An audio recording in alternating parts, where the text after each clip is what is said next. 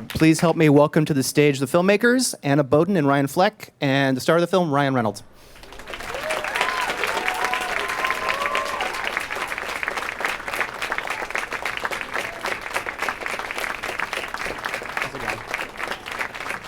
Hello.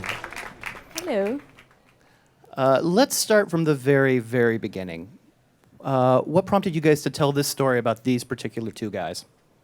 And to go into this world, too, of these sort of gamblers that are going down south. We made a movie. Our second film came out 2008 or 9. We were shooting, it's called Sugar. We were shooting it in Iowa. And it's about a Dominican baseball player who comes through a farm system in the minor leagues. And we spent a lot of time in Iowa shooting, and then we didn't have a lot to do on the weekends. But we discovered these riverboat casinos on the Mississippi. They don't move. They just sit there. For legal purposes, they have to be on a body of water for people to gamble on them. And they were sort of the anti-Las Vegas, the anti-Atlantic City. There was nothing glamorous about them. They were really like these seedy, kind of awesome, sad places. And we just kind of filed that location away for a story somewhere. We said, in a few years, let's figure out something to do that starts here, maybe a road trip at some point. And then we went off, we made another movie, and then we came back to that idea, and it eventually became this. How did you get involved with this project? Ryan Gosling passed, for starters. And then probably a bunch of other guys. I met these guys. I was sent the script just through the normal channels, and I checked out Ben Mendelsohn before in a few different films, and loved him. I mean, he just disappears into character, like literally just vanishes into characters, and he really is a little bit method, and that's the beautiful thing about him. So, filmmaking it's a director's medium, and these guys make incredible films, and so I just really wanted to meet them. I didn't really know that we would be necessarily doing this movie together, and we met in some little brasserie in Manhattan, close by here, and hit it off, and then the next thing I knew, we were down south making this movie. So yeah. You guys had already done a little bit of due diligence, obviously, when you were up in Iowa, kind of steeping yourself in this culture. I imagine you guys did some more once you started writing to just make sure everything was on point. Can all three of you talk about the research you did going into this? Ben and I spent a couple weeks just sitting at poker tables and but not sitting at poker tables at a Steve Wynn casino in Las Vegas, sitting at poker tables in Mississippi and Louisiana and hitting the dog track and just kind of getting into that world. And there's something so charming about that world. You know, it's very easy to kind of cast aspersions on these people who sit at these tables 11 hours a day. And we were sitting there with real grinders, the guys that's how they make a living, is just playing poker. So that's what a grinder is? Yeah, these guys that just grind it out every day. They just sit at these tables and they play, you know, and for whatever reason, they're genetically predisposed to not hear that slot machines behind them 24/7, and they don't care about it, and they just go. But we were so charmed by these people. We were so just taken with them because they all have stories, you know. You think that, they've kind of checked out of society, but they haven't. I mean, they really sit there. Half of the reason they're sitting there is just to talk, to shoot the breeze and hang out. And we really love that. And, you know, they're not people that are predisposed to taking part in pop culture either. So it's not like they were like, hey, you're Van Wilder, as we were sitting down. They were like, you know, they just thought you were another friendly face sitting at the table with them. So we really got to kind of just be with them. And we also had someone who's kind of coaching us or helping us, a guy who is a grinder and a guy that makes his living that way as well. So, yeah. And you guys? Yeah, when we started to write the script, we kind of took the journey that Curtis and Gerry take, which is from starting in Iowa and going down the Mississippi, headed towards New Orleans, and we hit up all the dog tracks and horse tracks and off-track betting parlors and poker rooms along the way, and kind of we didn't know that much about poker before we started this, so we forced ourselves to learn and sat down at tables and bought into tournaments, which is the cheapest way to sit at a poker table for a long time if you're really bad at playing poker, because you just pay $65 and until your chips run out, you can sit there and talk to people and learn their stories, like Ryan said. That's a bargain. Before I throw to our first clip, I hear that you have a good gambling story that involves Paul Anka. Oh yeah, Paul Anka. For some of you who may not know who Paul Anka is, he wrote "My Way" for Frank Sinatra. He's like a Vegas legend, and I got to go through Vegas with Paul Anka once. I actually met Paul Anka when I was 13 years old. The first movie I ever was in, I was 13 years old, and it was this little Canadian independent film, and Paul Anka played the villain in it, which is funny because he's like 5'1", and he played this like heavy, and he was great. We became friends, and I shared with Paul a story at that time, which is that my mom, Paul Anka has a very famous song called "You're Having My Baby," and when my mom was pregnant with me, she went to a Paul Anka concert in Vancouver, and he saw her in the audience, this heavily pregnant woman, brought her up on stage and sang "You're Having My Baby" to her. And then 13 years later, I'm on a movie set with this guy, and I tell him the story. He says, let's grab a phone, let's call your mom. So we call my mom, and he sang "You're Having My Baby" again. And I've been calling him Dad ever since. So we've kept in touch. Jason Bateman is a very good friend of mine. Jason Bateman's wife is Paul Anka's daughter. We went to Vegas, and you go to Vegas with Paul Anka, and it's sort of like walking into a mall with One Direction. It's just like the carpet gets red and it is rolled out for you. And we hit all the tables, and I just got to sort of feel what that must have felt like being around the Rat Pack like that, Frank and all those other guys. And it was amazing. I lost about $800 in 38 seconds, and then which at the time was pretty much my life savings because I was about 21 at the time. And then we got out of there. We actually ended the night with seeing Siegfried and Roy, which is a whole other story. Going backstage, I'll tell another time, but yeah. Yeah, for the next Apple Talk, we want Next to hear the Apple Siegfried Talk and will Roy be the story. Siegfried and Roy edition, yeah. Okay, Paul Anka is not in this clip, I should say, but let's show another clip from the movie. There's more in that scene. Yeah, I love Ben Mendelsohn. They insisted that we show this clip because they didn't want people to think it was just people sitting around at tables talking. Yeah. That people actually get No, stabbed. it's people and getting stabbed. Yeah, there's action. Yeah. Plenty of action. These guys made the Transformers movie right here. This is what they do. They didn't know that, yeah. Yeah. Good job. Yeah. What kind of discussions did you have about this character? Because it kind of takes a while to figure out where your character is coming from. Yeah. He shows up, he's kind of a smooth talker, he's working the Yeah. tables. You're not really sure what his motivation is for what he's doing or why he wants to go down south with this guy who seems like he's a little Yeah. down on his luck. I really was attracted to the character just because he's initially a very charming, kind of affable guy, a guy that is a real people person, a guy that's sort of addicted to people. And as we march inexorably forward in our story, you see these layers kind of peeled back and see that there's a real underlying sadness to this guy who could ostensibly have anything. I mean, he's a guy that's just, at one point, Gerry, played by Ben Mendelsohn, calls him, his lucky leprechaun. He's like one of these guys that just good things happen to, and like a lot of those kinds of people in life, they're actually there's underneath that is a kind of wellspring of some pain, and I loved seeing that. I liked seeing that come apart as we marched forward, and it's not every day I get the space personally in a film to do that, and these guys let me do that, and I'm really grateful. So. He's a fountain of wisdom too. What's he say? Don't ever bet on a dog that's named after a deceased president. Yes, Roland Roosevelt. Yes. Bad idea. That's what it was. Yeah. Yeah. You mentioned being able to kind of like let a character develop and stuff. Do you find that there's some filmmakers working on smaller budgets that won't approach you because they're like, this is the guy that does big studio projects with big names and stuff? I mean, you've done films like Adventureland and The Voices, but... Yeah, I don't know. I mean, I've been really lucky in my career to have, to have worked in independent film since the get-go. The first time I was at Sundance was almost 20 years ago, my first film that was there, and same with Toronto. So I've always been in that, but I think, the bigger movies sort of, obviously they have bigger media spends and they put, so there might be an association there. But I've always loved independent film, and it's always been something I've been lucky enough to go back to, and in the studio system I've had wildly varying degrees of success. I've had things that just bombed and things that worked, and unlike that system in independent film, there's no investment in this gigantic outcome. You're just trying to make a good movie. You're not trying to drag an audience down towards some bottom line by their wallet. You just want people to have a great experience, and you want just enough money to make the movie properly, and that's it. And that's a nice way to work. It's freeing for everybody. I have to admit, I'm a huge fan of your films, and I love how, when you look at a movie like Half Nelson, which if you guys have not seen, you really should, there's an incredible sense of place. It takes place in a Brooklyn that I don't think resembles or people identify Brooklyn with a lot. You know, it's not hipster Brooklyn. It's an actual Brooklyn.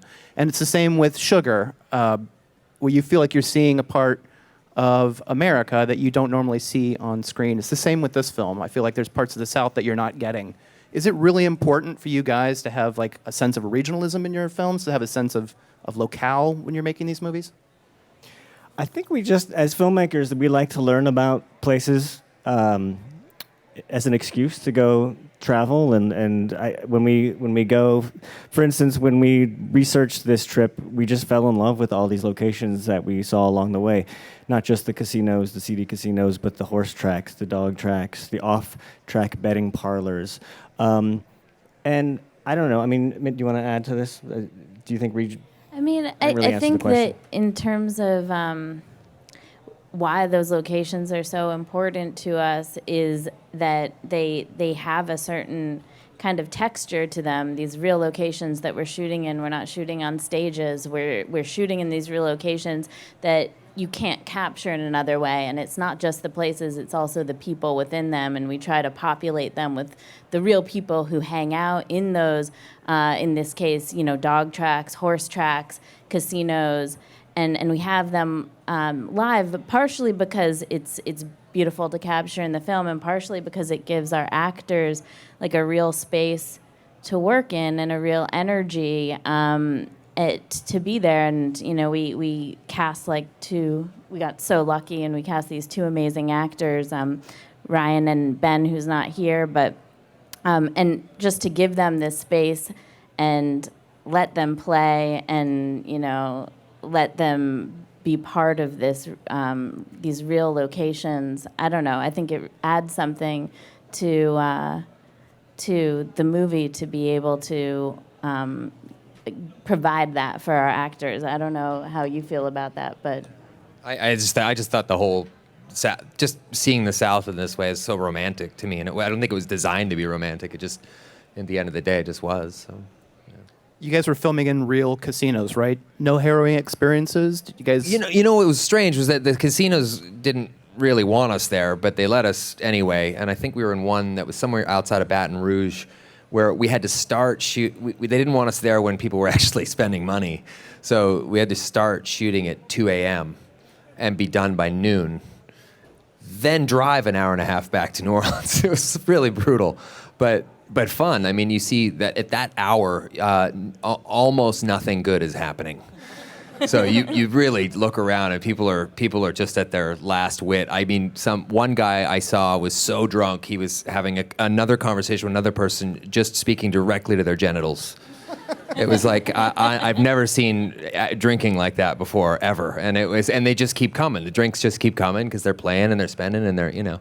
But an off the beaten path casino at 5, 6 a.m. is a pretty intense and cool and interesting place to be. No, you're in it at that point. You were in it. And our actors nearly lost their minds, partially because of the sleep deprivation and also the oxygen that the casinos are pumping into the air to keep people awake and gambling. And they're like rolling and screaming, and you see part of it in the trailer. It's when they're at the craps table, and they're just. I think it added to the vibe for sure, because they were literally losing their minds. Yeah. I got one more question before I turn it over to the audience. What did you guys learn about gamblers and gambling by making this movie? You've actually got a really interesting line. I think it's about 20 minutes into the film where they go, "Why are you so cool about this? Why are you so good about this?" And you go, "I don't care about winning." Yeah. Whereas the entire notion you figure of gambling is to win, to make money. Yeah. I kind of got the idea when I first read the script. I got the idea that Gerry, Ben Mendelsohn's character, is not addicted to gambling as much as he's addicted to losing. And it just, you know, you see that a lot with gamblers. There's something about that pull. When they lose, it just pulls them back in much more ferociously than it does if they win. There's something kind of muted about that climax when they win, and you really see that. And Ben Mendelsohn is just, I think, one of the really, this isn't hyperbole, one of the greatest living actors working today. And he's he just puts that on the screen in every single moment. Even that scene where he's talking about getting stabbed, you just see that this guy's got something blowing through him that is really, really unusual. So it was amazing to watch Ben kind of put that up on the screen for us. Okay, we have people with microphones walking around, and have your questions ready when they come. So my first question is to Ryan, and I'm a big fan. And Thank you. yeah, Thank so you. Thank you. I wanted to ask you if you were like, are you a method actor, or are you just like, do you just go to set and then do you become the character, or like what do you do? What type of an actor are you? No, I'm not a method actor at all. I can show you some movies that proves that. But no, I take it very seriously. Everyone has a different style. I've worked with method actors, and it can be actually really challenging for everybody, because a method actor will sometimes make their process your process. So I always talk about, I did a movie with a guy who hated me in the movie. So when you're sitting at the friggin' lunch line and you're standing over a Greek salad, he's giving you the hairy eyeball, and you're like, buddy, let it go. Everyone's at lunch. So it could be really kind of frustrating. But Ben is method, but he's so inclusive and generous in his process. So, but I can only say I've worked with only 3 method actors in my life. There's not that many around these days. So yeah. And so then my second question was, what was the hardest thing for you to do on set? What was the most difficult thing for you to do on set? For me? Yeah. I always have a difficulty sometimes just really surrendering to the notion of vulnerability and just letting the character be vulnerable and letting the character kind of develop in that way and not, fight these guys on anything. It was just nice to kind of surrender to these amazing directors and just let them, do their thing. So, yeah. Hello, Ryan. I'm a big fan of your movies.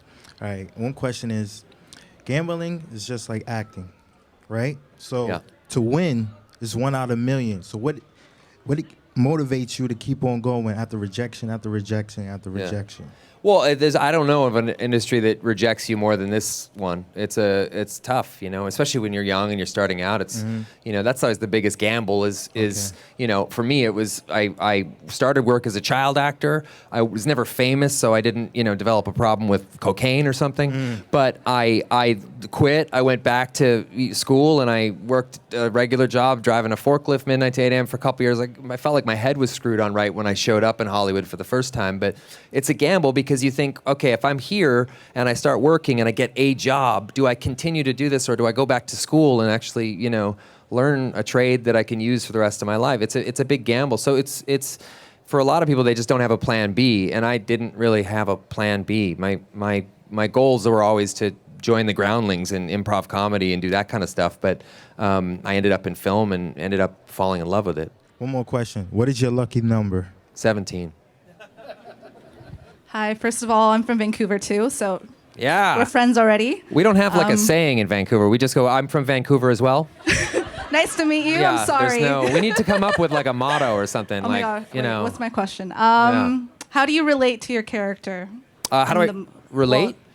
Well, I love people. I love meeting people. I love meeting new people. I love watching people explode in a good way and then implode in a bad way. I mean, we all sort of, I'm a fan of humanity, so I'd say that's Curtis's strongest card in this little game that he's playing. He loves people, and do you see the dark side of yourself in your character at all? Yes, definitely. I mean, I've been working in this weird industry for 25 years now. There's some darkness there. You have to be to keep it going. So All right, thank you. You're welcome. Welcome. I just wanted to ask Anna and Ryan a question, and then Ryan, I have a question for you too. But gambling has been a theme of other movies, and I thought about Rounders when I saw this trailer, and I thought about The Sting, and I'm wondering if you drew any kind of inspiration from those films, and Ryan, if you drew any kind of inspiration from Matt Damon or Ed Norton or obviously Paul Newman or Robert Redford from their performances. Yeah, we drew inspiration. We watched all the gambling films we could get our hands on when we were doing this, and we drew inspiration from the things that we really appreciated in those films. The ones that we looked to most that we have we're most indebted to with this film, I'd say, are California Split and The Gambler. I knew it. I knew it. Of the gambling films, the original Gambler, not the most recent one that came out after we made this. And those are both great movies from the same year, 1974. I as far as your question with Matt Damon and the amazing actors, I wasn't really pulling from them at all. The story is so different and the characters are so different, but I love Rounders. Definitely, it's a great film. I love The Sting. I love California Split, which I was actually introduced to after we started the movie. So, but no, I wasn't really pulling. Those guys are amazing though. Yeah. Hey, my question was to Ryan. Like, what is it about the independent movie industry that keeps attracting you so much to it? Well, I like I said earlier, there's something real. It's just a real nice feeling on the set of an independent film. You know, I mean, for this movie, we shot in I think 5 different states in a really short amount of time, and you know, we would just all drive together. I mean, Ben Mendelsohn and I would drive in the Subaru that we drove in the movie, and it's just there's something so informal about it, and it's just a nice way to work. You know, it's not unlike the stage. It's sort of there's something really freeing about it. So I love it. And then sometimes they're just movies that are kind of impossible, which I love. I did a movie called Buried, which is a very small movie, but it was kind of impossible to do, and that drew me to it. I did another film called The Voices, where you know, there's a guy who's a serial killer who's the nicest guy you'd ever meet. I thought that's kind of hard to do, so that sounds like fun. So yeah, if I had my druthers, I'd be doing independent films nonstop. Yeah, but it's like same as studio films. They're hard to find. They're hard to find great. Just because they're independent doesn't necessarily mean it's good. It's just, yeah, so, yeah. You're welcome. Yeah. Hey, Reynolds, I'm also a big fan. Thank you for coming here. And my question is, I've seen Smoking Aces. It was so much action inside. And you say you love you love independent films. If you had chance to make one by yourself, what kind of movie would you make? And would it be as actionable as Smoking Aces or something like, I don't know, different? Oh, Jesus. I don't, yeah. If I could just make one. I'm Canadian. I would make a short film based on a haiku. I don't know. I mean, that's you know, I think a lot of people that are in my profession dream of directing one day, and you know, usually it's just about finding a piece of material and being so passionate about it that you're willing to just give up the other thing you love, acting, you know, and just pursue that for as long as it takes to get it made. So, you know, I love being an actor though. I love getting to do 2 or 3 movies in a year and then moving on. I mean, when these guys do a movie, it's 2 years of their life basically. So that's a big challenge. So yeah. Let me get my little moment in. Okay. Hi. Did you just shove her out of the way? Let me get my moment in. Out of my way. I'm hungry. Okay, I have a question. I'm pretty sure you get this a lot, but I just want to know, like, what do you do to get yourself, like, mentally prepared for, like, a scene that you think is going to be hard to do? Yeah. Like, what do you do? Like an emotional scene or something? Where scene where we have to cry or, you know. Yeah, those like, are hard. I usually do a little, I worked when I was younger. I'm not too big on acting coaches and those sorts of things, but I worked with an acting coach years ago named Warner Laughlin, and I still use it from time to time if I find something really difficult or a challenging role or something, you know, and it's always in independent films, ironically, but, you know, she does a thing called emotion with detail where you're just kind of creating an environment for the character. You don't replace, like, I don't think about a childhood memory that I had that was traumatic because then I can cry on camera once, you know, but if I invent one or seven or 20, I can use different ones to sort of think about. So it's a hard thing to kind of encapsulate in just a few sentences, but yeah, either that or just rub some fucking onions in your face and off you go. Yeah. That's happened. And actors won't admit that, but when you're on take 20 of crying, you're like, give me some fucking onions right now. Just rub them right in my eye. Tiger bomb, get it right in the eyes. Yeah. Yeah. Thank you. You're welcome. This is for Anna and Ryan, because we're on a first name basis. Were there any locations while we were filming this movie, or even just themes we wanted to return to?